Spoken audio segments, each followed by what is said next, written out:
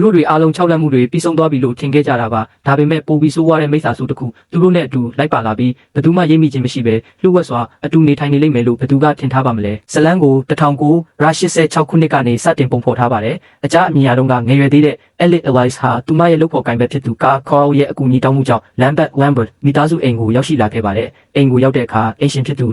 Lorraine ကစီးကြိုနှုတ်ဆက်ခဲ့ပြီးသူမမှာ Josh လို့ခေါ်တဲ့တားငယ်လေးတစ်ယောက်ရှိပါတယ်အမှန်တော့ကားက Josh ရဲ့အခြေအနေကိုကူညီပေးဖို့ Elliot ကိုခေါ်လိုက်တာပါဘာလို့လဲဆိုတော့ကလေးငယ် Josh ဟာထူးဆန်းပြီးမကောင်းဆိုးဝါးနံလောကသားတဦးရဲ့6လညှဉ်းပန်းမှုကိုစက်တိုက်ခံနေရလို့ပါပဲဒီကိစ္စကိုကားတယောက်တည်းအရင်ကကူညီဖို့စူးစမ်းခဲ့ဘူးပေမဲ့ Josh နောက်ကိုလိုက်နေတဲ့အဲ့ဒီနံလောကသားဟာသူထင်ထားတာထက်အစာပေါင်းများစွာပုံမှုအစွမ်းထက်ပြီးအနေအများလုံးနေခဲ့ပါတယ်အခြေအနေကသူ့ရဲ့စွမ်းရည်ထက်ကျော်လွန်နေမှန်းသိလိုက်ရတဲ့အတွက်ကားဟာသူ့ထက်အတွေ့အကြုံရောပညာပါပုံမှုရင့်ကျက်တဲ့အကြအမြင်ဆရာမကြီး Elliot ကိုခေါ်ဖို့ဆုံးဖြတ်ခဲ့တာပါသူတို့စုံစမ်းစစ်ဆေးမှုတွေမစတင်ခင်မှာတင်ကားက Elliot ကိုဒီအမှုဟာအပြင်းပန်းမြင်ရတာထက်ပိုပြီးအနေအကြီးတယ်ဆိုတာကိုကြိုတင်သတိပေးခဲ့ပါတယ်အဲ့ဒီနောက်မှာတော့မိခင်ဖြစ်သူ Lorraine က Josh ရဲ့တပ်ပုံတချို့ကို Elliot ကိုပြပါတော့တယ်ထူးဆန်းတာကအဲ့ဒီတပ်ပုံတိုင်းမှာ Josh ရဲ့အနောက်ဘက်နားမှာမြင်းမောင်နေတဲ့ဝစ်စုံနှက်ဝက်အမြဘုသမီးတဦးမတက်ရက်နေတာကိုကြောက်မက်ဖွယ်တွေ့မြင်လိုက်ရပါတော့တယ်။ Elliot ကကလေးငယ် Josh ကိုတွေးခွင့်တောင်းပြီးတဲ့နောက်မှာတော့သူမဟာ Josh ကိုလူတွေ့မေးမြန်းခန်းလုပ်ပြီးဗီဒီယိုမှတ်တမ်းစတင်ရိုက်ကူးပါတော့တယ်။ကောင်လေးဘယ်လောက်တောင်ကြောက်ရွံ့တုန်လှုပ်နေလဲဆိုတာကိုမြင်ရတဲ့အတွက် Elliot ကသူ့ကိုစိတ်ညှို့နီးနဲ့စိတ်အေးအောင်လုပ်ဖို့ဆုံးဖြတ်လိုက်ပြီးမျက်လုံးမိတ်ထားဖို့နဲ့နာရီချိန်ပြီးမထွားလုံးရဲ့အတန်ပုံမှာပဲအာယုံစိုက်ထားဖို့ပြောလိုက်ပါတယ်။မင်းပိုပြီးအိမ်ငိုက်လာတယ်လို့ခံစားလိုက်ပါအခုမင်းပါမြင်ရလဲ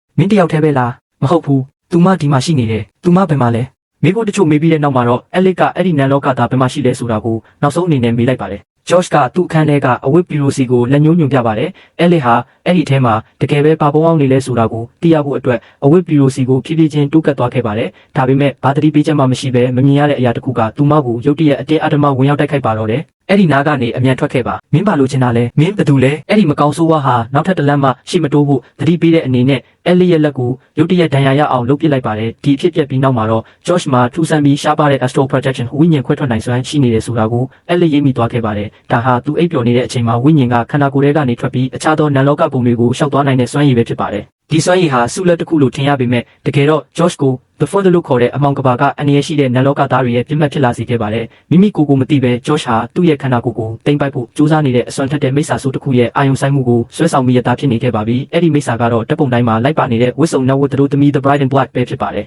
်အန်ဒီရဲ့ကြီးမားမှန်းသိလိုက်ရတဲ့အတွက် Elliot ကမိခင်ဖြစ်သူ Lorraine ကို Josh ရဲ့အဲ့ဒီစွမ်းရည်နဲ့ပတ်သက်တဲ့မှတ်ဉာဏ်တွေကိုဖျက်ပစ်ဖို့နဲ့သူ့ကိုတပ်ပုံရိုက်တာတွေအားလုံးကိုရပ်တန့်ပစ်ဖို့အကြံပေးပါတော့တယ်ဒီလိုလုပ်ခြင်းအပြင် Josh နဲ့နံလောကကြားကဆက်သွယ်မှုဟာတဖြည်းဖြည်းအားနည်းသွားပြီးအဲ့ဒီမိစ္ဆာဆိုးအနေနဲ့ Josh စီကိုလုံးဝလာရောက်နိုင်တော့မှာမဟုတ်ပါဘူး Elliot ကဒါတွေကိုရှင်းပြနေတဲ့အချိန်မှာပဲစိတ်ညှို့ခံထားရစေဖြစ်တဲ့ Josh ဟာကလထိုင်ပေါ်ကနေရုတ်တရက်ထွက်ပြီးတကားတစ်ချက်စီကိုလက်ညှိုးထိုးပြပါတော့တယ်မိနစ်ပိုင်းကြာမှာပဲအဲ့ဒီတကားဟာဘယ်သူမှမရှိပဲအလိုလျောက်ဖြည်းဖြည်းချင်းပွင့်လာခဲ့ပြီးအခန်းထဲမှာရှိနေတဲ့လူတိုင်းကိုကြောက်လန့်တုန်လှုပ်သွားစေပါတော့တယ်အခြေအနေတွေဟာတစ်နေ့ထက်တစ်နေ့ပိုပြီးအနေကြီးမှလာမှန်းရိပ်မိသွားကြတဲ့အတွက်နောက်ဆုံးမှာတော့သူတို့တွေဟာ Josh ရဲ့ဝိညာဉ်ခွဲထွက်နိုင်စွမ်းမှတ်ဉာဏ်တွေကိုဖျက်ပစ်ဖို့ဆုံးဖြတ်လိုက်ကြပါတော့တယ်အခုတော့လက်ရှိပြစ္ဆုတ်ပံချိန်ကိုပြန်ရောက်လာပါပြီ Elliot Elias တယောက်ရုတ်တရက်တည်ဆုံသွားခဲ့တဲ့အတွက်ဇနီးဖြစ်သူ Renee ဟာအော်ကြွကြွတုန်လှုပ်လို့နေတော့မှာပဲအဲ့ဒီအချိန်မှာပဲ Josh ကသူမရဲ့အနောက်မှာရုတ်တရက်ရောက်လာခဲ့ပြီး Renee ကိုလန့်ဖြတ်သွားစေခဲ့ပါတယ်မိနစ်ပိုင်းကြာမှာတော့ Josh နဲ့မိခင်ဖြစ်သူ Lorraine တို့ဟာလည်း Elliot ရဲ့ရုတ်တရက်တည်ဆုံမှုကြောင့်အကြီးအကျယ်စိတ်ထိခိုက်ဝမ်းနည်းသွားကြပါတယ်သူတို့တွေအချိန်မဆွဲတော့ပဲလူနာတင်ကားကိုချက်ချင်းခေါ်ပြီးအကူအညီတောင်းခဲ့ကြပါတယ်နောက်တော့ Renee ဟာစစ်ဆေးမေးမြန်းခံရဖို့ရဲစခန်းကိုခေါ်ဆောင်ခြင်းခံခဲ့ရပါတယ်။သူမကဝစ်စုံနှက်ဝက်တို့သမီးပါဝင်တဲ့တပ်ပုံကိုပြပြီးအဲ့ဒီညကဖြစ်ပျက်ခဲ့တဲ့ထူးဆန်းတဲ့အဖြစ်အပျက်တွေကိုစုံတောက်တွေကိုရှင်းပြကယုံကြည်အောင်ကြိုးစားခဲ့ပါတယ်။ဒါပေမဲ့ရဲတွေကတော့သူမရဲ့ထွက်ဆိုချက်တွေကိုစင်ကျင်တုံတရားမရှိတဲ့စိတ်ကူးရင်ဇလန်းတွေလိုပဲတတ်မှတ်ပြီးချက်ချင်းပယ်ချလိုက်ပါတော့တယ်။အဲ့ဒီအစားစုံစမ်းစစ်ဆေးသူတွေဟာ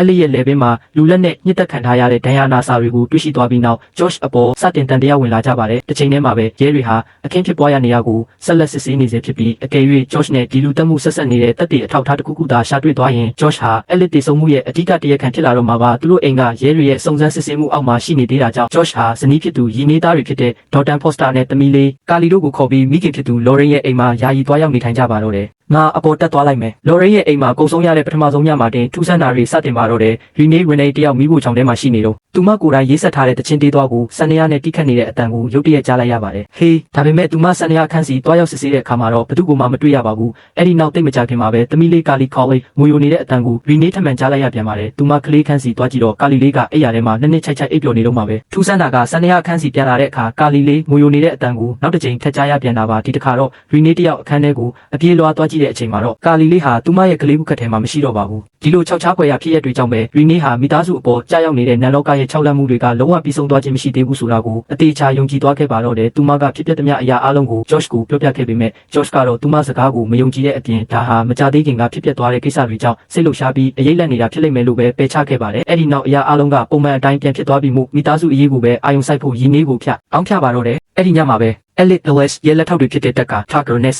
Specs တို့ဟာ Elite တည်ဆုံရတဲ့နောက်ွယ်ကအမှန်တရားကိုရှာဖွေဖို့အတွက် Elite ရဲ့ AC ကိုရောက်လာခဲ့ကြပါတယ်။သူတို့ရဲ့ရှာဖွေမှုဟာနောက်ဆုံးမှာတော့တစ်ချိန်က Elite တယောက်သူမစီလာတဲ့လူနာတွေကိုကူညီဖေးမဖို့အသုံးပြုခဲ့တဲ့မြေအောက်ခန်းစီကိုရောက်ရှိသွားခဲ့ပါတယ်။အဲ့ဒီအခန်းထဲမှာရှာဖွေရင်းနဲ့သူတို့နှစ်ယောက်ဟာအတိတ်ကရိုက်ကူးထားတဲ့လူတွေ့မေးမြန်းခန်းဗီဒီယိုမှတ်တမ်းအမြောက်များကိုရှာဖွေတွေ့ရှိခဲ့ပြီးအဲ့ဒီထဲမှာ Josh ငယ်တုန်းက Elite စုံစမ်းစစ်ဆေးပေးခဲ့တဲ့ဗီဒီယိုဖိုင်လည်းပါဝင်နေပါတယ်။အဲ့ဒီဗီဒီယိုမှတ်တမ်းကိုကြည့်ရှုနေရင်းနဲ့တက်ကနဲ့ Specs တို့ဟာကလေးငယ် Josh ကမမြင်ရတဲ့နတ်လောကသားတစ်ခုနဲ့စကားပြောဆိုဆက်သွယ်နေတာကိုကြောက်မဖွယ်မြင်တွေ့လိုက်ရပါတော့တယ်။ဗီဒီယိုထဲမှာကလေးငယ် Josh ရဲ့ထူးဆန်းတဲ့အပြောဆိုတွေကိုကြည့်ရင်တက်ကာနဲ့ Specs တို့အံ့ဩမြင်တက်နေကြပါတယ်။တစ်ချိန်တည်းမှာပဲအခြားတနေရာမှာတော့မိခင်ဖြစ်သူ Lorraine ဟာတကောင်ရဲ့အချိန်ကြီးမှာရုတ်တရက်နိုးလာခဲ့ပြီးမြေဖြစ်သူတွေကိုတွားရောက်ကြည့်ရှုဖို့ဆုံးဖြတ်လိုက်ပါတယ်။သူမဟာ Dalton ရဲ့ကတင်ဘေးမှာထိုင်နေတော့ Dalton ကအိမ်မက်ရောက်ပြီးအဖွားရဲ့အနောက်တက်မှာတယောက်မတက်ရက်နေတယ်လို့ပြောလိုက်တန်ကိုကြားလိုက်ရပါတယ်။ Lorraine လည်းလက်ဖြတ်သွားပြီးအနောက်ကိုချက်ချင်းလှည့်ကြည့်လိုက်ပေမဲ့ဘယ်သူမှရှိမနေပါဘူး။အခြေအနေတစ်ခုခုတော့မှားယွင်းနေပြီဆိုတာကိုခံစားမိတဲ့အတွက် Lorraine ဟာအိမ်ထဲမှာရှောက်ကြည့်ပါတော့တယ်တိတ်မကြခင်ပါပဲ။သမီးလေးကာလီရဲ့ကလေးလန့်လျှောက်လဲ Baby Walker ကဘယ်သူမှမရှိပဲအလိုလျောက်ဆက်ပွင့်သွားပြီးဓာတ်ဆက်တန်တွေထွက်လာပါတယ်။ဒါတင်မကသေးပဲပြစ်စက်ကန်နေငယ်အတွင်းမှာပဲစင်ကြံလန်းတစ်လျှောက်တယောက်လမ်းလျှောက်နေတယ်လို့6ချားခွဲခံစားချက်ကိုပါခံစားလိုက်ရပါတယ်။ဒီလို6လန့်မှုတွေစက်တိုက်ဖြစ်ပွားနေပြီးနောက် Lorraine ဟာစေးတောက်ဖို့အတွက်ရေချိုးခန်းထဲကိုဝင်လာခဲ့ပါတယ်။သူမမှန်တဲ့ကိုကြည့်လိုက်တဲ့အချိန်မှာတော့သူမရဲ့အနောက်မှာဝစ်စုံဖြူဝစ်အမျိုးသမီးတဦးမတ်တက်ရက်နေတာကိုဖြတ်ခနဲမြင်တွေ့လိုက်ရပါတော့တယ်။ Lorraine ကသူမခုနတင်မြင်တွေ့ခဲ့ရတဲ့အရာကို Josh ကိုပြောပြပေးမယ်။အရင်ကလိုပဲ Josh ကသူမရဲ့စိုးရိမ်ပူပန်မှုတွေကိုပယ်ချလိုက်ပြီးဒါတွေကတကယ်ရှိတာမဟုတ်ဘူးလို့ပဲဇွန်ညင်းပါတော့တယ်။အဲ့ဒီနောက်ဒါမျိုး6ချားစရာကောင်းတဲ့အရာတွေကိုဆက်မပြောဖို့နဲ့ဒါတွေကဇနီးဖြစ်သူရီနေရင်နေကိုပို့ပြီးကြောက်လန့်အောင်လုပ်တယ်လို့ဖြစ်လိမ့်မယ်လို့မိခင်ဖြစ်သူကိုတားမြစ်ခဲ့ပါတယ်။နောက်တနေ့မနက်မှာတော့တားဖြစ်သူ Dalton ကမိခင်ဖြစ်သူရီနေကိုသူ့ရဲ့အိမ်မက်ဆိုးကြောင်းပြောပြလာပါတယ်။အဲ့ဒီအိမ်မက်ထဲမှာ Lorraine ရဲ့အနောက်မှာမတ်တက်ရက်နေတဲ့ဝစ်စုံဖြူဝစ်အမျိုးသမီးတဦးကိုသူမြင်ခဲ့ရတာပါ။ဒါတင်မကသေးပဲသူ့အိယာကနူးနူးချင်းပါလေ။စင်ကြံလန်းထဲမှာဖခင်ဖြစ်သူ Josh ကဘယ်သူမှမရှိပဲတယောက်တည်းစကားပြောနေတာကိုမြင်ခဲ့ရတယ်လို့ပါဖွင့်ဟလာပါတော့တယ်။စင်ကြံလန်းထဲမှာစကားပြောတန်တွေကြားရတယ်။ဖေဖေကဘသူနဲ့စကားပြောနေတာလဲမင်းအခုထွက်သွားရမယ်တဲ့ပြီးတော့ဖေဖေကတယောက်နဲ့စကားပြောနေတာတခုခုတော့အကြီးကျယ်မှားယွင်းနေပြီလို့ခံစားမိတဲ့ဒေါ်တန်ကဖေဖေကအရင်နဲ့မတူပဲပြောင်းလဲနေတယ်လို့ပဲလို့ရီနေကိုပြောပြပြီးမေမေရောဖေဖေစီမှာထူးခြားတဲ့အပြောင်းလဲတခုခုသတိထားမိလားလို့မေးမြန်းပါတော့တယ်ဒါပေမဲ့ရီနေကတော့ကောင်းလေးစိတ်အေးသွားအောင်လို့ဒါဟာသူ့ရဲ့စိတ်ကူးရင်မှုတသက်တာဖြစ်မှာပါလို့ပဲနှစ်သိမ့်ပေးခဲ့ပါတယ်အဲ့ဒီနောက်ရီနေတယောက်တည်းအိမ်မှာရှိနေတဲ့အချိန်မှာပဲရဲစခန်းကနေဖုန်းတစ်ကောင်ဝင်လာခဲ့ပါတယ်အဲ့ဒါကတော့ Elite OS တေဆုံးမှုမှာ Josh မှာဘာဖြစ်မှုများမပတ်သက်ကြောင်းတက်တည်ပြနိုင်ခဲ့ပြီးမှုသူ့ကိုတန်တရားခံစရင်းကနေဖယ်ရှားလိုက်ပြီဆိုတဲ့အကြောင်းပါပဲဒါဟာရီနေအတွက်စိတ်သက်သာရစရာသတင်းတစ်ခုဖြစ်တဲ့ပေမဲ့အဲ့ဒီစိတ်ကခဏလေးပဲခံခဲ့ပါတယ်ဘာလို့လဲဆိုတော့သူမကိုစက်တိုက်6လက်နေတဲ့အဲ့ဒီဝစ်စုံဖြူဝစ်အမျိုးသမီးဟာသူမရဲ့အရှိမထပ်မံပေါ်လာပြီးပုံမိုဆိုးွားတဲ့6လက်မှုတွေနဲ့ထပ်မံဒုက္ခပေးလာပြန်လို့ပါပဲတစ်ချိန်တည်းမှာပဲမိခင်ဖြစ်သူ Lorraine ဟာမိသားစုအပေါ်ကြားရောက်နေတဲ့6လက်မှုတွေလုံးဝမပြီးဆုံးသေးဘူးလို့ခံစားနေရတာကြောင့်တက်က Tucker နဲ့ Specs တို့ကိုတိတ်တဆိတ်တွားရောက်တွေ့ဆုံခဲ့ပါတယ်တက်ကနဲ့ Specs တို့မှလည်းတူညီတဲ့စိုးရိမ်ပူပန်မှုတွေရှိနေကြပြီးအရာအလုံးဟာ Josh ရဲ့ငယ်ဘဝအမှုတွေနဲ့ဆက်ဆက်နေတော့မယ်လို့ယုံကြည်နေကြတာပါသူတို့ရဲ့တန်တရားတွေကိုတက်တည်ပြဖို့အတွက် Elite Alliance တစ်ချိန်က Josh ကိုစုံစမ်းစစ်ဆေးခဲ့တဲ့ငယ်ဘဝကအတိတ်ဗီဒီယိုမှတ်တမ်းဟောင်းကို Lorraine ကိုပြသခဲ့ပါတယ်အဲ့ဒီဗီဒီယိုထဲမှာတော့ထူးဆန်းအံ့ဩဖို့ကောင်းစွာပဲကလေးငယ် Josh ရဲ့အနောက်ဘက်မှာလူကြီးဘဝ Josh မတ်တက်ရက်နေတာကိုအထင်ရှားမြင်တွေ့လိုက်ရပါတော့တယ်ဒီမြင်ကွင်းကြောင့် Lorraine တယောက်လုံးဝကိုစိတ်ရှုပ်ထွေးသွားခဲ့ရပြီးလွန်ခဲ့တဲ့10စုနှစ်ပေါင်းများစွာကရိုက်ကူးခဲ့တဲ့ဗီဒီယိုထဲမှာလက်ရှိလူကြီးဘဝ Josh ကဘယ်လိုနည်းနဲ့ရောက်ရှိပြီးပေါ်နေနိုင်ရတာလဲဆိုတာကိုသူမလုံးဝနားမလည်နိုင်အောင်ဖြစ်သွားခဲ့ရပါတယ်ဘာမှမတတ်နိုင်တော့တဲ့အဆုံး Lorraine ကဒီပဟင်းကြီးကိုဖြည့်ရှင်းဖို့ Elite တာအသက်ရှင်ပါဦးမလားလို့ညှိတွားမိပါတော့တယ်သူမရဲ့စကားတွေကတက်ကာနဲ့ Specs တို့ကို idea တစ်ခုရသွားစေခဲ့ပါတယ်အဲ့ဒါကတော့ Elite ရဲ့ဝိညာဉ်နဲ့ဆက်သွယ်စကားပြောနိုင်ဖို့အတွက် Elite ရဲ့ရိုးရာအကြဆုံးတငယ်ချင်းတဦးဖြစ်တဲ့အကြမြင်စရာကားခေါကိုဆက်သွယ်ဖို့ပါပဲကားရောက်ရှိလာပြီးတဲ့နောက်မှာတော့သူတို့ဟာကားရဲ့အထုလုပ်ထားတဲ့စားလုံးပါအန်စာလုံးတွေကိုအသုံးပြုပြီးနန်လောကသားတွေနဲ့ဆက်သွယ်တဲ့ပွဲ scenes ကိုစတင်ပါတော့တယ်သူတို့တွေ Elite ရဲ့ဝိညာဉ်နဲ့အောင်မြင်စွာဆက်သွယ်မိသွားတဲ့အချိန်မှာပဲကားကသူမကိုဘယ်သူတက်ခဲ့တာလဲဆိုတာနဲ့အဲ့ဒီမကောင်းဆိုးဝါးရဲ့တကယ်ရည်ရွယ်ချက်ကဘာလဲဆိုတာကိုမေးမြန်းပါတော့တယ်အဲ့ဒီနန်လောကကနေပေးလာတဲ့အဖြေတွေကတစင်မဟုတ်ပဲ Josh ငယ်ငယ်တုန်းကလေးက6လလာခဲ့တဲ့ဝစ်စုံနှုတ်ဝတ်တို့သမီး The Bright and Black ပဲဖြစ်တယ်ဆိုတာကို Ellie ရဲ့ဝိညာဉ်ကဖွင့်ဟအတိပေးလိုက်ပါတော့တယ်ဒါရင်မကသေးပဲအဲ့ဒီမိန်းကလေးကသူတို့ကို Valley of the Angels လို့ခေါ်တဲ့နေရာတစ်ခုစီကိုပါလမ်းညွှန်ပြသခဲ့ပါတယ် Lorraine ဟာအဲ့ဒီနာမည်ကြားလိုက်ရုံနဲ့လွန်ခဲ့တဲ့နှစ်ပေါင်းများစွာကသူမကိုယ်တိုင်ဆရာဝန်တဦးအဖြစ်အလုပ်လုပ်ခဲ့မှုရဲ့စုပစ်ထားတဲ့ဆေးရုံဦးကြီးမှန်ချက်ချင်းမှတ်မိသွားခဲ့ပါတော့တယ်မင်းကိုတက်ခဲ့တဲ့သူဘယ်မှာလဲဆိုတာငါတို့ကိုပြောပြပါအဲ့ဒါကဘာလဲဘာကိုဆိုလိုတာလဲအဲ့ဒါ Angel ဆေးရုံလေးငါအရင်ကအဲ့ဒီမှာအလုပ်လုပ်ခဲ့မှုတယ်တိတ်မကြခင်မှာပဲသူတို့အဖွဲ့ဟာ Valley of the Angels ဆေးရုံစီကိုရောက်ရှိလာခဲ့ကြပြီးရေရှည်စုပစ်ခံထားရတဲ့အဲ့ဒီဆေးရုံပြည့်ကြီးတဲ့ကိုဝင်ရောက်စုံစမ်းပါတော့တယ်သူတို့တွေအဆောက်အုံထဲမှာလိုက်လံရှာဖွေနေတော့အကြအမြင်စရာကားခေါ်ဟာအထူးချက်မှတ်ကူတာဆောင်အထူးအခန်းတွေကတခုစီကနေအလွန်ပြင်းထန်တဲ့အမောင်စွမ်းအင်တစ်ခုကိုခန်းစားလိုက်ရတာကြောင့် ကြောင့်သူတို့တွေတွားရောက်စစ်ဆေးခဲ့ကြပါတယ်။ Lauren တယောက်အဲ့ဒီခန်းကိုမြင်လိုက်ရတဲ့ကဘာဦးချိန်မှာပဲသူမရဲ့စိတ်ထဲမှာပါကာ Crane လို့ခေါ်တဲ့ထူးဆန်းတဲ့လူနာတယောက်ကိုပြန်လည်တတိယသွားခဲ့ပါတယ်။သူဟာတစ်ချိန်ကမိမိကိုယ်ကိုတင်းကုတ်ဖို့လိန်ငါဖြတ်တောက်ဖို့စူးစမ်းခဲ့ပြီးနောက်ဒီဆေးရုံကိုရောက်ရှိလာခဲ့တဲ့သူပါ။လွန်ခဲ့တဲ့နှစ်ပေါင်းများစွာက Lauren တယောက်အဲ့ဒီဆေးရုံမှာအလုပ်လုပ်နေတုန်းကရန်ခါဆိုသလိုတားငယ် Josh ကိုဆေးရုံကိုခေါ်လာလေးရှိပါတယ်။အဲ့ဒီလိုလာခဲ့တဲ့ရက်တွေကတရက်မှာတော့ Lauren ကအခန်းထဲကလူနာတွေကိုလိုက်လံစစ်ဆေးနေတော့လူနာပါကာ Crane ဟာဘာအကြောင်းပြချက်မှမရှိပဲကလေးငယ် Josh ကိုရုတ်တရက်အတင်းအဓမ္မလမ်းဖမ်းဆွဲကန်ခဲ့ပူပါတယ်။အဲ့ဒီတုန်းကဖြစ်ရက်က Lauren ရဲ့စိတ်ထဲမှာအရေးပြောမသွားပဲဆွဲထင်ကြံရစ်ခဲ့ပါတယ်။ Lauren ကရက်အနေငယ်ကြာမှာဖြစ်ပွားခဲ့တဲ့နောက်ထပ်ထူးဆန်းတဲ့ဆုံတွေ့မှုတစ်ခုကိုပြန်လည်အမှတ်ရလာခဲ့ပါတယ်။သူမအလုပ်ဆင်းချိန်မှာတော့ဆေးရုံရဲ့တလေကားတစ်ခုထဲမှာပါကာ Parker နဲ့မမျှော်လင့်ပဲဆုံတွေ့ခဲ့ရပါတယ်။သူမကစကားလမ်းပြောပေမဲ့ပါကာကတော့ဘာစကားမှမဆိုပဲရှိကူပဲကြောင်တောင်စိုက်ကြည့်ပြီးမတည့်ရနေခဲ့တာပါ။ပါက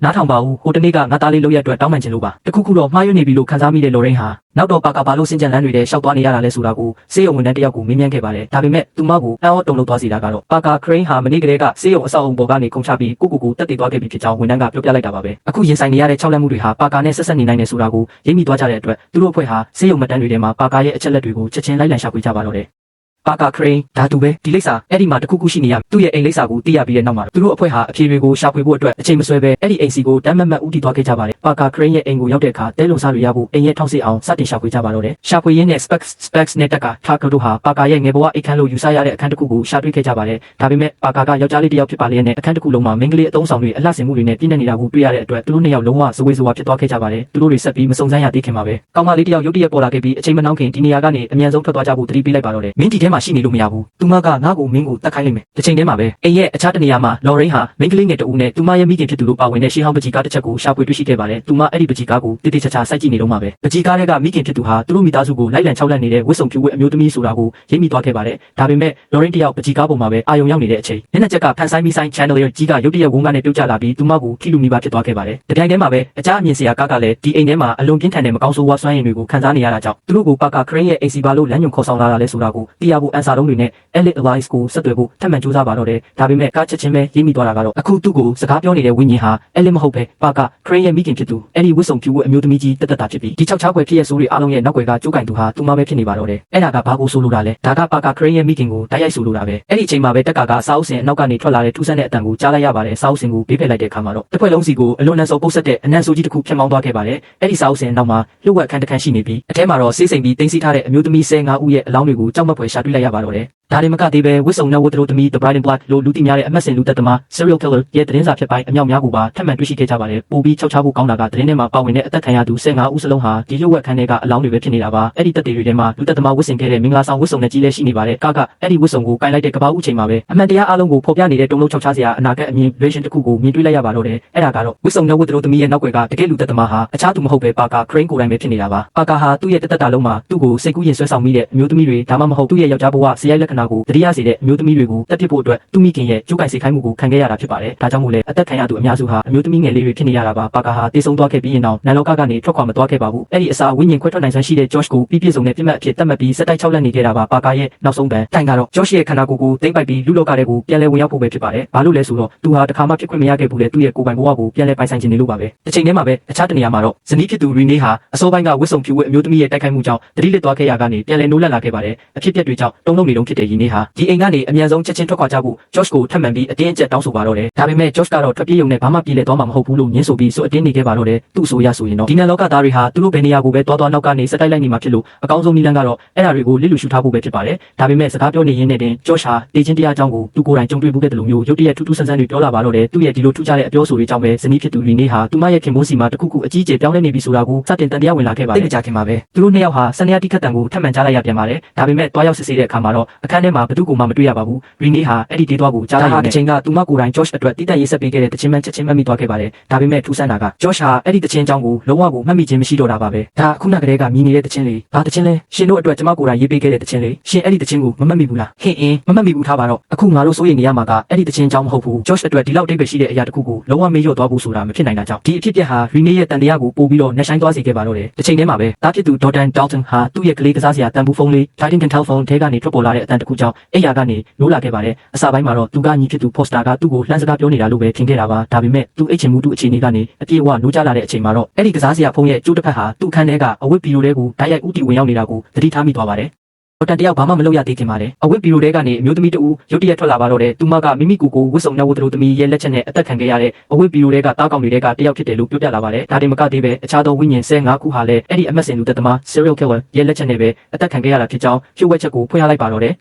အဲ့ဒီအချိန်ကြာမှာပဲဒေါက်တာဟာမိမိကိုယ်ကိုမသိလိုက်ပဲ The Further အမောင်ကဘာတဲ့ကိုတကြော့ပြန်ဝင်ရောက်မိသွားခဲ့ပြီဆိုတာကိုကြောက်မက်ဖွယ်သိရှိသွားပါတော့တယ်သူဟာအရန်ကိုကြောက်လန့်တကြားနဲ့ဒီအိမ်မက်ဆိုကြီးတွေကနေနိုးထလာဖို့အသေးအတန်စူးစမ်းနေခဲ့ပါတယ်ကံကောင်းကျင်တော့ရင်းနီရင်းတွေကအချိန်မရောက်လာပြီးသူ့ကိုစိတ်အေးသွားအောင်ချုံမော့ပေးနိုင်ခဲ့တာပေါ့တစ်ဖက်မှာလည်း Josh ဟာ baseball တုပ်တစ်ချောင်းကိုကင်ပြီးဘယ်သူမှမရှိတဲ့နေရာကိုတယောက်တည်းစကားတွေရှောက်ပြောနေခဲ့ပါတယ်သူခန်းထဲကထွက်သွားတဲ့အချိန်မှာတော့တကယ်အမှန်တရားကြီးကပေါ်လာပါတော့တယ်အဲ့ဒါကတော့ Josh ရဲ့တကယ်ဝိညာဉ်စစ်စစ်ဟာ The Further လို့ခေါ်တဲ့နာနာဘာဝကဘာထဲမှာပိတ်မိနေတော့မှဖြစ်ပြီးသူ့ခန္ဓာကိုယ်ကိုပြန်ရဖို့အသေးအတန်စူးစမ်းနေရရှာတာပါတကယ်တော့အခု Josh ရဲ့ခန္ဓာကိုယ်ကိုပူကတ်ဆူမိုးထားတာက Brian Black အမဲရောင်တို့သမီးတည်းရဲ့မှာဖြစ်ပြီးတကယ် Josh ကတော့အမောင်ကဘာထဲမှာအကျဉ်းချနေခဲ့တာဖြစ်ပါတယ် Josh ဟာ Rainy C ကိုအဆက်အသွယ်ရဖို့အတွက်သူတို့နှစ်ယောက်ရဲ့အမတ်တရားဆန္ဒရတခြင်းလေးကိုတီးပြီးအချက်ပြဖို့ကြိုးစားခဲ့ပါတယ်ဒါပေမဲ့လည်းသူ့ရဲ့ကြိုးစားမှုမှန်သမျှကအလားအတာဖြစ်ခဲ့ရတာပေါ့ဘာလို့လဲဆိုတော့အမဲရောင်တို့သမီးတည်းရဲ့အစွမ်းကအရန်ကိုအကောင်းလုံးနေပြီးသူတို့နဲ့အတူနေထိုင်နေတဲ့ Josh ဟာလူတူကြီးဖြစ်နေမှဘယ်သူမှမရိပ်မိကြသေးလို့ပါပဲနောက်ရက်မှာတော့ Lorraine Warren ဟာယေနီနဲ့တိတ်တဆိတ်တွေ့ဆုံပြီးသူတို့မိသားစုကြီးတစ်ခုလုံးတေးပေးနဲ့ရင်ဆိုင်နေရပြီဖြစ်ကြောင်းသတိပေးပါတော့တယ် Josh ရဲ့ခန္ဓာကိုယ်ကို Brian Black လို့လူသိများတဲ့ပါကာ Parker Crane ရဲ့ဝိညာဉ်ကအပိုင်စီးသွားပြီဖြစ်ကြောင်း Dalton ကိုသွားခဲ့တော့က Josh ရဲ့ဝိညာဉ်စစ်စစ်ကအမောင်ကဘာထဲမှာတင်ကြံရိတ်ခဲ့ကြောင်းရှင်းပြခဲ့ပါတယ်ဒါကြောင့်မို့လို့ Lorraine ကယင်းနီကိုကလေးရီခေါ်ပြီး Josh နဲ့အဝေးဆုံးမှာနေဖို့အသေးအတန်တိုက်တော့အန်ခဲ့တာပါတကယ်လို့ပါကာ Crane က Josh ရဲ့ခန္ဓာကိုယ်ကိုအလုံးစုံထိန်းချုပ်သွားနိုင်ရင်လူသက်ပွဲတွေထပ်လုပ်လာနိုင်ခြေရှိပါတယ်အဲ့ဒီအချိန်မှာပဲကာခေါ် Specs နဲ့တက်က Tucker တို့ကလည်းဒီတရေကိုနှိမ်နှင်းဖို့အစီအစဉ်တစ်ခုဆွဲနေကြပါတယ်သူတို့ရဲ့ရည်ရွယ်ချက်က Josh ကိုမေးလဲသွားအောင်လုပ်ပြီးအမောင်ကဘာထဲက Josh ရဲ့ဝိညာဉ်စစ်စစ်ခန္ဓာကိုယ်ရဲ့ပြန်ဝင်လာနိုင်အောင်အချိန်ဆွဲပေးဖို့ပါပဲ Lorraine နဲ့ Rainy တို့ထွက်သွားပြီးနောက်မှာတော့ကာဟာ Josh ရဲ့ကိုယ်ထဲကဝိညာဉ်ဟာတကယ်ပဲပါကာ Crane ဟုတ်မဟုတ်အတီးပြုဖို့အိမ်ကိုရောက်လာခဲ့ပါတယ်မျက်နှာချင်းဆိုင်တွေ့လိုက်ရတဲ့ခဏမှာတင်ကာဟာတခုခုမှားယွင်းနေပြီဆိုတာချက်ချင်းရိပ်မိသွားပါတယ် Josh ရဲ့အသားအရည်ကပုံမှန်မဟုတ်ပဲဖြူဖြော့နေပြီးပါကာ Crane ရဲ့ဝိညာဉ်ရှင်ကြောင့်ခန္ဓာကိုယ်ကတဖြည်းဖြည်းပုပ်ပွားဆွေးမြေ့စားပြုနေပြီဖြစ်ပါတယ် Josh ရဲ့အပြုအမူတွေကကမောက်ကမဖြစ်နေတာကိုမြင်တော့ကားရဲ့တန်တရားကပိုခိုင်မာသွားတာပေါ့နောက်ဆုံးမှာတော့ကားကသူ့ကိုပါကာ Crane လို့နာမည်တက်ပြီးအော်ခေါ်လိုက်တဲ့ခါမှာတော့အဲ့ဒီတရေပူးနေတဲ့လူတူကြီးဟာဒေါသတွေပောက်ကွဲပြီးကားကိုကြောက်စရာကောင်းလောက်အောင်ရဲရဲဆက်ဆက်စတင်တိုက်ခိုက်ပါတော့တယ်မင်းအန်စာလုံးတွေနဲ့ကစားနေတာထင်လို့မင်းကြောပိုးမှာဘာတွေဖုံးကွယ်ထားတာလဲမင်းရဲ့အန်စာလုံးတွေကိုပဲမေးကြည့်ပါလားပါကာ Crane ကသူ့ကြောနောက်မှာဘာကိုဝတ်ထားလဲဆိုတာကိုအခြေအနေတွေဟာချက်ချင်းဆိုသလိုပဲကမောက်ကမဖြစ်ပြီးရုံရင်ဆန်ခတ်ဖြစ်သွားပါတော့တယ် Spec နဲ့တက်ကာတို့ဟာပါကာကိုတားဆီးဖို့အခန်းထဲကိုအသေးအတန်ပြေးဝင်လာကြပြီမဲ့လည်းအစွမ်းချင်းမမျှတဲ့အတွက်နောက်ဆုံးမှာတော့သူတို့ပါအလဲလဲအကွက်ကွက်ဖြစ်ပြီးအနိုင်ယူခြင်းခံလိုက်ရပါတယ်ကတယောက်တတိပြန်ရလာတဲ့အချိန်မှာတော့သူဟာ The Further အမောင်ကဘာကြီးတဲ့ကိုရောက်နေပြီးအဲ့ဒီမှာပဲ Josh ရဲ့တကယ်ဝိညာဉ်စစ်စစ်နဲ့ပြန်လဲဆုံတွေ့ခွင့်ရခဲ့ပါတယ်သူတို့နှစ်ယောက်ဟာ Josh ရဲ့ခန္ဓာကိုယ်စီပြန်သွားနိုင်မဲ့နီလန်းကိုအတူတူစတင်ရှာဖွေကြပါတော့တယ်အခုချိန်မှာ Alice Device ကတေဆုံးသွားခဲ့ပြီဖြစ်တာကြောင့်သူမရဲ့ဝိညာဉ်ဟာပါကာ Crane ကိုတားဆီးဖို့နဲ့ Josh ကိုသူ့နေရာသူပြန်ရဖို့ကူညီပေးနိုင်လိမ့်မယ်လို့မျှော်လင့်ချက်နဲ့အမောင်ကဘာထဲမှာ Alice ရဲ့ဝိညာဉ်ကိုလိုက်ရှာဖို့ဆုံးဖြတ်လိုက်ကြပါတယ်ဒီအမောင်တူကြီးထဲမှာရှောက်သွားနေရင်းနဲ့သူတို့ဟာဝိညာဉ်တစ်ခုနဲ့တိုးခဲ့ပြီးအဲ့ဒီဝိညာဉ်ကကာလီခါဝီတယောက်အနေနဲ့ရင်ဆိုင်နေရပြီဖြတ်တစ်ကြောင်းသတိပေးလာပါတယ်မင်းရှိမှာတယောက်မတ်တက်ရက်နေတယ်သူမင်းကိုစကားပြောနေတာငါဘယ်သူ့ကိုမှမမြင်ရပါဘူးသူမင်းကိုဖမ်းမိသွားပြီအဲ့ဒီနောက်မှာတော့ဝိညာဉ်ကသူတို့ကို Lambert မိသားစုရဲ့အိမ်ဟောင်းကြီးစီလမ်းညွှန်ပြသပေးခဲ့ပါတယ်အချိန်ဆွဲမနေတော့ပဲ Josh နဲ့ကားတို့ဟာအဲ့ဒီအိမ်စီကိုချက်ချင်းဦးတည်သွားကြတာပေါ့အဲ့ဒီကိုရောက်တဲ့အခါမှာတော့တားရီချာကင်းအင်ဂျီဝတ်ထားတဲ့လူတရေတကောင်ကကာလီရဲ့အိတ်ခမ်းထဲမှာသူမကို6လက်နှိမ့်ဆက်နေတာကိုလှမ်းမြင်လိုက်ရပါတယ်မင်းကလေးကိုကယ်တင်ဖို့စိတ်ပိုင်းဖြတ်ထားတဲ့ Josh ဟာအိမ်စီကိုအပြေးလွှားသွားပြီးတော့ရှေ့တကားမကြီးကိုဒရုံဒုံနဲ့အသေးတန်လိုက်ထူပါတော့တယ်ဒါပေမဲ့အံ့ဩစရာကောင်းတာကအဲ့ဒီတကားထူတန်တွေကိုအတိတ်ကာလတုန်းကအိမ်ထဲမှာရှိနေတဲ့ Josh နဲ့ Rainy တို့ကကြားနေရတာပဲဖြစ်ပါတယ်အဲ့ဒီမှာတင်တကယ်အမှန်တရားကြီးပေါ်လာတာကတော့ပထမစကားတုန်းကအိမ်ထဲမှာဖြစ်ပျက်ခဲ့တဲ့ထူးဆန်းတွေလာဖြစ်ပျက်တချို့ဟာတကယ်တော့အမောင်ကဘာထဲမှာပိတ်မိနေတဲ့ Josh ကိုယ်တိုင်လုပ်ခဲ့တာဖြစ်နေလို့ပါပဲဒါဟာဘာလို့ဖြစ်နိုင်လဲဆိုရင် The Further အမောင်ကဘာထဲမှာအချိန်ဆိုတာပုံမှန်အတိုင်းအလုံးမလုံးလို့ပါပဲအမောင်ကဘာထဲမှာတော့အတိတ်ပြစ္ဆုတ်ပံနဲ့အနာဂတ်ဟာတပြိုင်နက်တည်းတည်ရှိနေတာကြောင့်ဝိညာဉ်တွေဟာမတူညီတဲ့အချိန်ကာလတွေကအဖြစ်အပျက်တွေနဲ့အပြန်အလှန်တက်ရောက်မှုရှိနိုင်တာဖြစ်ပါတယ်ခဏကြာမှာတော့ Josh ဟာအိမ်ထဲကိုဝင်သွားနိုင်ခဲ့ပြီးတားရီချာကင်ဝတ်လူတရေရဲ့6လန့်ခြင်းကိုခံနေရတဲ့ကာလီကိုတွေ့သွားပါတယ်ကံကောင်းကျင်တော့ Alice ကအချိန်မီရောက်လာပြီးပိုဆိုးတဲ့အရာတွေမဖြစ်လာခင်အဲ့ဒီနာနာဘာဝကိုမောင်းထုတ်ပေးနိုင်ခဲ့ပါတယ်အဲ့ဒီနောက်မကြာခင်မှာပဲ Alice က Josh ကိုရှင်းပြပါတယ် Josh အနေနဲ့ဒီအမောင်ကဘာထဲမှာကြာနေလို့မရကြောင်းနေရာကြာလေးသူ့ရဲ့ဝိညာဉ်ကတဖြည်းဖြည်းအားနည်းလာလေးဖြစ်မှာမို့လို့ပါပြီးတော့ Alice ကအမဲရောင်တို့သမီးတရေမကိုတားဆီးနိုင်မဲ့တခုတည်းသောနီလန်းကိုပြောပြလိုက်ပါတယ်အဲ့ဒါကတော့ဒီတရေမဖြစ်တည်လာစေခဲ့တဲ့အတိတ်ကစိတ်တစတန်ရရဲ့အရင်းမြစ်ကိုရှာဖွေပြီးထိတ်တရင်ဆိုင်ဖြစ်ရှိမှုပဲဖြစ်ပါတော့တယ်ပါကာ Crane ဟာသူ့အသက်ရှင်နေထိုင်ခဲ့တဲ့တခြားလုံးမှာသူ့အမေရဲ့ချုပ်ကိုင်မှုအောက်မှာပဲနေခဲ့ရတာဖြစ်ပြီးတေဆုံးသွားခဲ့တာတောင်မှအဲ့ဒီဝါစာညောင်းမှုအောက်ကနေမလွတ်မြောက်နိုင်ခဲ့ပါဘူးဒါကြောင့်မို့လို့သူတို့ဟာပါကာရဲ့အတိတ်ဆိုးကြီးကိုဖော်ထုတ်ပြီးကိုယ်ရာကနေသူ့ကိုအမြဲတမ်းချုပ်ကိုင်ချုပ်ချယ်နေတဲ့အဲ့ဒီအမောင်အင်အားစုကြီးကိုထိတ်တရင်ဆိုင်ရမှာဖြစ်ပါတယ်ဒါပေမဲ့ပြဿနာက Josh အနေနဲ့ပါကာရဲ့အိမ်ကဘယ်နားမှရှိမှန်းမသိတာပါပဲကံကောင်းကျင်တော့အမောင်ကဘာထဲမှာအချိန်ဆိုတာပုံမှန်အတိုင်းအလုံးမလုံးပဲအတိတ်နဲ့ပြစ္ဆုတ်ပံကထပ်တူကြနေတတ်ပါတယ်ဒါကြောင့် Alice ကငငယ်တုန်းက Josh လေးစီကိုတွားဖို့ဆုံးဖြတ်လိုက်ပါတယ်ဘာလို့လဲဆိုတော့ကလေးဘဝတုန်းကအမဲရောင်တို့သမီးတရေမနဲ့ကြုံခဲ့ရတဲ့အတွေ့အကြုံကတဆင့်ပါကာရဲ့အိမ်စီကိုလမ်းပြပေးနိုင်လိမ့်မယ်လို့ယုံကြည်နေလို့ပါပဲ Josh ကလည်းပါကာ Crane ရဲ့အိမ်ကိုရှာဖွေဖို့အတွက်ကလေးဘဝကသူ့ကိုယ်သူပြန်ပြီးအကူအညီတောင်းခဲ့ပါတယ်အဲ့ဒီတောင်းဆိုမှုကိုကြားလိုက်ရတဲ့ တဲ့အခါမှာတော့ငငယ်တုန်းက Josh လေးဟာကလထိုင်ပေါ်ကနေရုတ်တရက်ထွက်လိုက်ပြီးကျွန်တော်ပြမယ်လို့ပြောကသူတို့ကိုပါကာရဲ့ AC လမ်းပြခေါ်ဆောင်သွားပါတော့တယ်ကျွန်တော်ပြမယ်ဒီအချက်ကလွန်ခဲ့တဲ့10စုနှစ်တွေတုန်းက Alice ရဲ့ဗီဒီယိုမှတ်တမ်းဟောင်းတွေထဲမှာလူကြီးဘဝက Josh ဘာဖြစ်လို့ခဏတစ်ဖြုတ်ပေါ်လာခဲ့ရလဲဆိုတာကိုနောက်ဆုံးမှာအဖြစ်ထွက်သွားစေခဲ့ပါတယ်ဒါအပြင် Alice ဟာနောက်ထပ်အမှန်တရားတစ်ခုကိုလည်းရိပ်မိသွားပါသေးတယ်အဲ့ဒါကတော့ငငယ်တုန်းက Josh လေးကိုဖောက်ပြန်အိမ်ငွေချ hypnosis စမ်းသပ်နေတော့အလိုလိုပွင့်သွားခဲ့တဲ့ထူးဆန်းတဲ့တကားကြီးဟာတကယ်တော့အခုချိန်မှာအမောင်ကဘာကတဆင့်ပါကာရဲ့အိမ်ကိုလိုက်ရှာနေကြတဲ့ Josh ကနဲ့သူမကိုယ်တိုင်ကြောင့်ဖြစ်ခဲ့ရတာပဲဆိုတာပါပဲအရာအလုံးကကွက်တိဖြစ်ထွက်သွားပြီးတဲ့နောက်မှာတော့သူတို့ဟာပါကာ Crane ရဲ့အိမ်စီကိုချက်ချင်းပဲထွက်ခွာခဲ့ကြပါတယ်အဲ့ဒီအချိန်မှာပဲယင်းနီနဲ့ Lorraine တို့စီကိုစပတ်စီကနေ message တစ်ခုရောက်လာခဲ့ပါတယ်အဲ့ဒီ message ထဲမှာတော့သူတို့တွေဟာ Josh ကိုမေးလဲသွားအောင်လုပ်နိုင်ခဲ့ပြီလို့ရေးထားတာပေါ့ဒါပေမဲ့သူတို့မသိတာကတော့အဲ့ဒီ message ဟာသူတို့ကိုအိမ်ထဲပြန်လာအောင်ထောင်ချောက်ဆင်ပြီးညခေါ်ဖို့အတွက်ပါကာ Crane ကိုယ်တိုင်ပြပို့ခဲ့တာဖြစ်နေတာပါပဲသူတို့အိမ်ကိုရောက်သွားတဲ့အခါမှာတော့ Josh ဟာတယောက်တည်းငြိမ်သက်စွာထိုင်နေတာကိုတွေ့လိုက်ရပါတယ်ဒါပေမဲ့ဒီလို agent စိတ်ငြိမ်နေတဲ့အခြေအနေကတော့ကြမခံလိုက်ပါဘူးသူ့ရဲ့လူမိုက်ဖုံးကွယ်ထားတဲ့မာယာတွေပေါ်သွားပြီဆိုတာကိုရိပ်မိသွားတဲ့နောက်မှာတော့ပါကာ Crane ဟာယင်းနီနဲ့ Lorraine တို့ကိုရုတ်တရက်ထားပြီးအကြမ်းဖက်တိုက်ခိုက်ပါတော့တယ်ဒီကနေအမြန်ထွက်သွားတော့ပြေးကြတော့ကျေးဇူးကမ်းတဲ့ကောင်မတွေပါကာကယင်းနီကိုတတ်ဖို့လုပ်နေတဲ့အချိန်မှာပဲကန်ကောင်းကျင်တော့ Jordan နဲ့ Foster Foster တို့ညီကိုနှစ်ယောက်အချိန်မီရောက်လာပြီးသူတို့အမေကိုကယ်တင်နိုင်ခဲ့ပါတယ်အဲ့ဒီလိုရုံးရင်ဆန်ခတ်ဖြစ်နေတဲ့အခွင့်အရေးကိုအသုံးချပြီးမိသားစုတစ်ခုလုံးဟာပါကာသူတို့ကိုမဖမ်းမိခင်အိမ်အောက်ထက်မြေအောက်ခန်းထဲကိုအပြေလွှာသွားရောက်ပုံအောင်လိုက်ကြတာပေါ့အဲ့ဒီအချိန်မှာပဲ The Forger အမောင်ကဘာတဲကပါကာ Crane ရဲ့ AC ကို Josh ကနဲ့ Alice တို့နောက်ဆုံးမှရောက်ရှိသွားခဲ့ကြပါတယ်အခန်းတစ်ခုလေးကိုအဝင်မှာတော့သူတို့ဟာ main ကလေးငယ်တစ်ယောက်နဲ့တိုးခဲ့ပြီးအံ့ဩစရာကောင်းတာက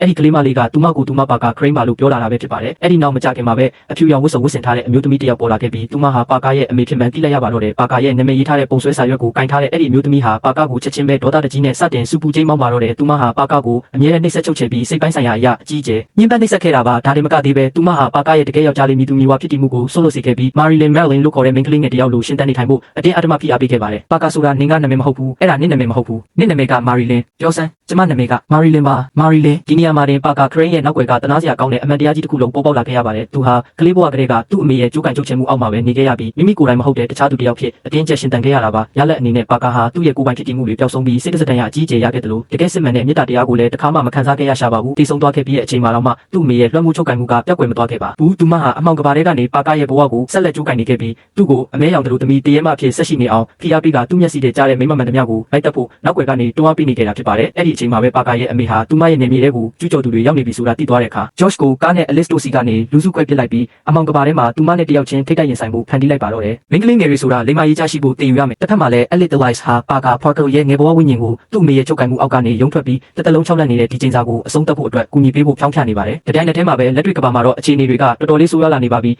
Josh ကိုကယ်နိုင်တာသူတယောက်ပဲရှိတယ်ဆိုတာသိသွားတဲ့ Jordan Dalton ကဝိညာဉ်ခွာပြီးနန်လောက Further ထဲကိုဝင်ဖို့ဆုံးဖြတ်လိုက်ပါတယ်သူဟာလို့စီဘူးဖုံးလေးကိုကင်ပြီးဖခင်ဖြစ်သူကိုလိုက်ရှာဖို့ဝိညာဉ်လောကထဲကိုခြေဆန့်လိုက်ပါတော့တယ်အဲ့ဒီအချိန်မှာပဲအပြင်လောကက Parker Crane Parker Crane ရဲ့ဝိညာဉ်ပူးနေတဲ့ Josh ဟာယင်းနီ Renai Jordan နဲ့ Foster တို့ပုံနေတဲ့မြေအောက်ခန်းတကားကိုအတင်းရိုက်ချိုးပြီးဝင်ဖို့ကြိုးစားနေပါတယ်အချိန်ချင်းကြိုးစားပြီးတဲ့နောက်မှာတော့သူတကားကိုဖျက်ဆီးပြီးအထဲကိုအတင်းဝင်လာခဲ့ပါပြီးယင်းနီဟာပါကာသူတို့နားရောက်မလာအောင်သားသမီးတွေကိုအသေးအတန်ကာကွယ်ပေးနေရပါတယ်ဒါပေမဲ့ပါကာကဒေါ်တန်ကိုတတ်ဖို့လှုပ်လိုက်တဲ့အချိန်မှာတင်ပဲနန်လောကတွေကအဲ့လစ်ဟာပါကာအမေရဲ့ဝိညာဉ်ကိုအောင်မြင်ရင်ဆိုင်တိုက်ခိုက်နိုင်ခဲ့ပါတယ်ပါကာအမေအရေးနေသွားတာနဲ့အမျှပါကာအပေါ်မှာရှိနေတဲ့ချုပ်ကန်မှုတွေအားလုံးလည်းပြည့်ပြည့်သွားပါတော့တယ်ကြောထောင်နောက်ခံပြုပေးမဲ့သူမရှိတော့တဲ့အတွက်ပါကာရဲ့ဝိညာဉ်ဟာလည်းလုံးဝပျက်စီးသွားပြီး Josh ရဲ့ခန္ဓာကိုယ်ဟာဝစ်စုံနဲ့သူတို့သမီး The Bright and Black ရဲ့ကူးကပ်မှုအောက်ကနေလွတ်မြောက်သွားပါပြီဒီလိုနဲ့ဒီအိမ်မက်ဆိုးကြီးအဆုံးသတ်သွားတဲ့အချိန်မှာအဲ့လစ်က Josh နဲ့ကားတို့ကိုနန်လောကထဲမှာထာဝရပိတ်မိမသွားစေဖို့အမြန်ဆုံးပြန်ထွက်ကြဖို့တတိပေးလိုက်ပါတယ်သူတို့ပြန်ထွက်လန်ခီးမှာတော့မောင်မိုက်နေတဲ့နန်လောကထဲမှာလွှမ်းမြောနေကြတဲ့မရေမတွက်နိုင်တဲ့ဝိညာဉ်ဆိုးတွေကြားထဲကနေဖြတ်တန်းပြီးခက်ခက်ခဲခဲပြန်လာခဲ့ကြရပါတော့တယ်ကံကောင်းထောက်မှစွာနဲ့ပဲဒေါ်တန်ဟာသူတို့ကိုရှာတွေ့သွားပြီးဖခင်ဖြစ်သူ Josh ကိုသူ့ခန္ဓာကိုယ်စီပြန်ရောက်အောင်လမ်းပြပေးနိုင်ခဲ့ပါတယ်ဒေါ်တန်ရဲ့အကူအညီကြောင့် Josh နဲ့ကားတို့ဟာနန်လောကထဲကနေအောင်မြင်စွာရုံထွက်နိုင်ခဲ့ပြီးလူပြည်လောကထဲကိုဘေးကင်းကင်းနဲ့ပြန်ရောက်လာခဲ့ပါပြီး Josh ရဲ့ဝိညာဉ်ဟာလည်းသူ့ခန္ဓာကိုယ်ထဲကိုပြန်လည်ဝင်ရောက်သွားနိုင်ခဲ့တာမို့ Lambert မိသားစုကိုကာလရှည်ကြာ၆လက်နေခဲ့တဲ့ဒီကြောက်စရာကောင်းတဲ့ကဆူကြီးဟာလည်းအဆုံးသတ်သွားခဲ့ရပါတော့တယ်အစပိုင်းမှာတော့ဇနီးဖြစ်သူယေနီဟာ Josh နာကိုကပ်ဖို့တွန့်ဆုတ်နေခဲ့ပါတယ်ပါကာ Crane ရဲ့ဝိညာဉ်က Josh ရဲ့ခန္ဓာကိုယ်ကိုဆက်ပြီးထိန်းချုပ်ထားတော့မဲလားဆိုပြီးသူမစိုးရိမ်နေခဲ့တာပါဒါပေမဲ့ Josh ကသူ့နန်လောကထဲမှာပိတ်မိနေတော့ကယေနီတစ်ခါကသူ့အတွက်ရေးပေးခဲ့မှုတဲ့တခြင်းလေးကိုစနေရ TV သူမစီဆက်သွယ်ကိုစူးစမ်းခဲ့ကြောင်းရှင်းပြလိုက်တဲ့အခါမှာတော့သူမရဲ့တန်တရားတွေတဖြည်းဖြည်းပြောက်ကွယ်သွားခဲ့ပါတယ်ဒီစကားကိုကြားလိုက်ရတဲ့အခါမှာတော့ Rainy တယောက် Josh ရဲ့တကယ်ဝိညာဉ်စစ်ပြန်ရောက်လာပြီဆိုတာကိုအပြည့်အဝယုံကြည်သွားခဲ့ပါပြီမိသားစုကိုအစိတ်စိတ်အမော်မွာဖြစ်လူမိဘအထိခြောက်လန့်ခဲ့တဲ့ကြောက်စရာအော်ဒီယာကြီးကိုကြံ့ကြံ့ခံပြီးတဲ့နောက်မှာတော့လင်မယားနှစ်ယောက်ပြန်လည်ဆုံစည်းခွင့်ရသွားခဲ့ကြပါတယ်ဒီအိမ်မက်ဆိုးကြီးကိုအတိတ်မှာပဲထားပစ်ခဲ့ပြီးတဲ့နောက် Josh နဲ့ Jordan တို့ဟာသူတို့ရဲ့ဝိညာဉ်ခွာနိုင်တဲ့စွမ်းရည်တွေကိုမေ့ပစ်လိုက်နိုင်ဖို့ကားကိုကူညီပေးဖို့တောင်းဆိုခဲ့ကြပါတယ်ဒီလိုနန်လောကနဲ့ဆက်သွယ်မှုကိုအပြီးတိုင်ဖြတ်တောက်ပစ်လိုက်မှသာသူတို့ရဲ့ဘဝတွေကိုနောက်ထပ်ပဲဝိညာဉ်ဆိုးမှဝင်ရောက်မနှောက်ယှက်နိုင်တော့ဘူးလို့သူတို့မျှော်လင့်ခဲ့ကြတာပါဇက်သိန်းကမ်းမှာတော့ Specs နဲ့တက်က Tucker တို့ဟာနန်လောကစုံစမ်းစစ်ဆေးသူတွေဖြစ်ဆက်ပြီးအလုပ်လုပ်နေကြတော့မှပဲဒီတစ်ခါမှာတော့သူတို့ဟာတဘာဝလွန်ဖြစ်ရဆန်းတွေကြုံတွေ့နေရတယ်လို့ယူဆရတဲ့ Allison ဆိုတဲ့ main ကလေးငယ်လေးကိုကူညီပေးဖို့အတွက်အိမ်တအိမ်ကိုရောက်ရှိလို့လာခဲ့ပါတော့တယ် သူတို့အဲ့ဒီအိမ်ကိုရောက်နေတဲ့အချိန်မှာပဲအဲလီဆင်ရဲ့ညီမလေးကဆာပတ်နဲ့တက်ကာတို့ရဲ့နောက်ွယ်မှာအမျိုးသမီးတစ်ယောက်မတ်တက်ရက်နေတယ်လို့ရုတ်တရက်ပြောလာပါတယ်သူတို့နှစ်ယောက်တည်းလာခဲ့ကြတာဖြစ်ပေမဲ့လည်းတကယ်တော့အဲ့ဒီအမျိုးသမီးဟာကွယ်လွန်သွားခဲ့ပြီးဖြစ်တဲ့ Elliot Device ရဲ့ဝိညာဉ်ဖြစ်နေပြီးသူမဟာတည်ဆုံသွားပြီးနောက်မှာတော့သူတို့နှစ်ယောက်ကိုဆက်ပြီးစောင့်ရှောက်ပေးနေတာပဲဖြစ်ပါတယ်အဲ့ဒီနောက် Elliot ရဲ့ဝိညာဉ်ဟာအဲလီဆင်ကိုတွေ့ဖို့နဲ့သူမရဲ့အခြေအနေကိုစစ်ဆေးဖို့အိမ်ထဲကိုဝင်လာခဲ့ပါတယ်ဒါပေမဲ့ Elliot ကအဲ့ဒီကောင်မလေးကိုတိတိကျကျစိုက်ကြည့်လိုက်တဲ့အချိန်မှာတော့သူမရဲ့အနောက်တက်တက်မှာရက်နေတဲ့ကြောက်မက်ဖွယ်ကောင်းတဲ့ဝိညာဉ်စုကြီးတစ်ခုကိုထိတ်လန့်စပွဲမြင်တွေ့လိုက်ရပါတော့တယ်ဒီတွေ့ရှိမှုကကြောက်စရာကောင်းတဲ့အနေရဲ့အသစ်တစ်ခုဟာအခုမှပဲပြန်လည်စတင်နေပြီဆိုတာကိုအရေးအယောင်ပြလိုက်ရင်းနဲ့ပဲဒီစကားလေးဟာဒီနေရာမှာတင်ပြီးဆုံးသွားခဲ့ပါတော့တယ်